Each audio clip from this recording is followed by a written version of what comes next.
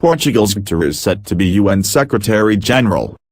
Portugal's former Prime Minister Antonio Guterres is poised to become the next Secretary-General of the United Nations following a decisive vote by the Security Council on Wednesday. Guterres, who led the UN's refugee agency for a decade, won backing in the straw poll from 13 of the 15 council members while none of the 5 veto-holding powers blocked his candidacy. Russian Ambassador Vitaly Churkin emerged from the council chamber along with the 14 other ambassadors to declare that Guterres was on course to succeed Ban Ki-moon as the world's diplomat-in-chief. "We have a clear favorite and his name is Antonio Guterres," he said. The council will undertake a formal vote on Thursday to confirm the choice of Guterres, Churkin announced, adding that he expected the selection to be by acclamation. "We wish Mr. Guterres well in discharging his duties as the Secretary-General of the United Nations in the next 5 years," he added.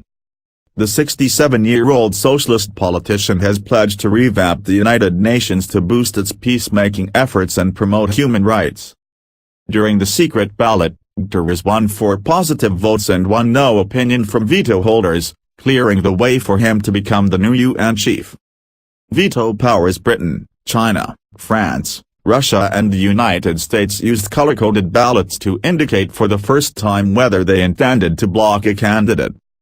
Guterres, who was Portugal's prime minister from 1995 to 2002, had held the #1 spot in the previous 5 informal votes, but the quick consensus decision took many diplomats by surprise.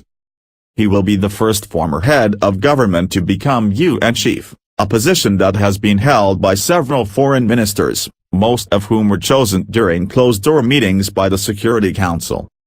This time around, the selection involved a new, more open process that allowed candidates to appear at hearings to make their pitch for the top job before the General Assembly. Good news for the UN. Once the Security Council formally endorses him, Guterres will be presented to the General Assembly for approval. The new UN chief begins his 5-year term on January 1. France's Ambassador François Delatter said the choice of Guterres, who speaks French, English and Spanish as well as Portuguese, was good news for the United Nations, while British envoy Matthew Rickcroft said he will make a very strong, effective Secretary-General. U.S. Ambassador Samantha Power described Guterres' experience and vision as compelling and stressed the need for an effective leader at the UN helm during a time of multiple global crises. "We are united in understanding the gravity of the threats that are out there," Power said. Describing Guterres as exceptional, Portugal's President Marcelo Rebelo de Sousa said the result was very good for the world, it is very good for the United Nations, it is very good for Portugal. Human Rights Watch's UN Director Louis Charbonneau said Guterres could strike a radically new tone on human rights at a time of great challenge, but cautioned that he will be judged on his ability to stand up to the veto powers. Georgia's bid falters. There are 10 candidates in the race to become the next UN chief, including EU Budget Commissioner Kristalina Georgieva from Bulgaria, who entered the fray just last week. A former World Bank vice president, Georgieva failed to garner crucial support from 2 of the permanent members, with speculation that Russia opposed her candidacy. UNESCO chief Irina Bokova, who was pushed aside by the Bulgarian government to make way for Georgieva, received 2 negative votes from veto holders.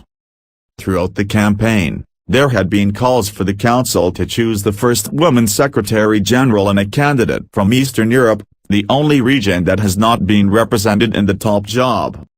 Another high-profile woman in the race, Argentina's Foreign Minister Susana Malcorra, received 1 negative vote from a veto holder, while Slovak Foreign Minister Miroslav Lajčák received 2, diplomats said.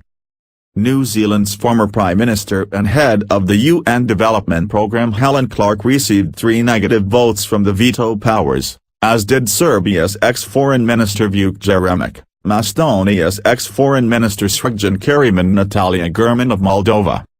Slovenia's former President Danilo Turk received 4 negative votes from the permanent 5 members.